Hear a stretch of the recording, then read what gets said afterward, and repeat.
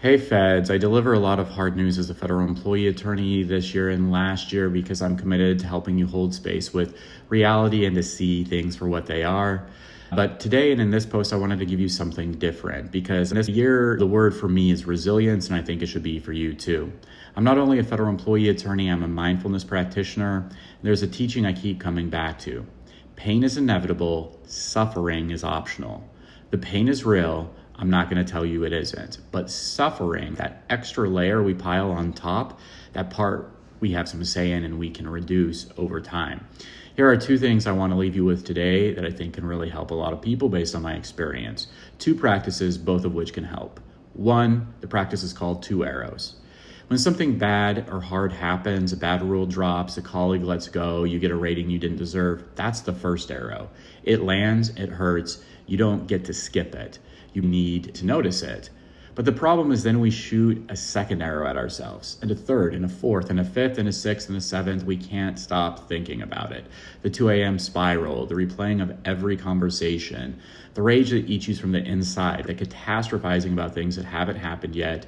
The more we train our brain to stop this, the less it happens. But it still happens a lot, and we train our brain by noticing the feelings and telling our brain to release this. So when you notice you're suffering, just ask yourself, is it the first arrow or is it just another one of the arrows after the first one? And if it's not the first arrow, let it go. Every time it comes up, just try to notice it and let it go. It'll come back, let it go again. That's the practice, that's all it is. That question alone will create space and create resiliency over time. Second practice, you are not your badge. This one is harder, and I think it's the most important thing I can say to federal employees right now.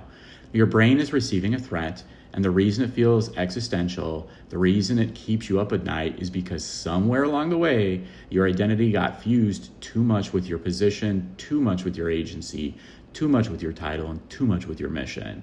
That fusion is the vulnerability. So here's the practice. I want you to close your eyes for a moment or just slow down. And I want you to imagine all the ways you exist beyond that badge. You're someone's person, a partner, a friend, a parent, a child. You are a body that knows how to move through the world, that has survived hard things before this. You can make joy out of anything. You've been given this opportunity. You are curious about something that has nothing to do with your agency. You are funny or quiet or creative or stubborn in ways your colleagues will never see. You have a history that started long before your first day on job, and you have a purpose that's unrelated to your job, your badge, and you have a future that will continue regardless of what any proposed rule says. So the practice is this: every time that threat feels biggest, deliberately flood your mind with those other versions of yourself. It's not to deny the threat, it's not to deny the badge is important or the mission's important, but it is to balance it. Because a threat to your badge is only a threat to your entire existence if your entire existence lives inside the badge. And that has never been the case, and it will never be the case. Your mind is trying to protect you by obsessing over the danger, so show it that there's more of you than what's at risk that will help lower your nerves, help your system. It's not denial, it is power. Pain's inevitable, the first arrow lands. What we're building is the wisdom and resilience to put down the rest of them instead of shooting them at ourselves. Drop your thoughts in the comments. What exists for you beyond the badge? What tips do you use? What do you think about all of this? Please let me know.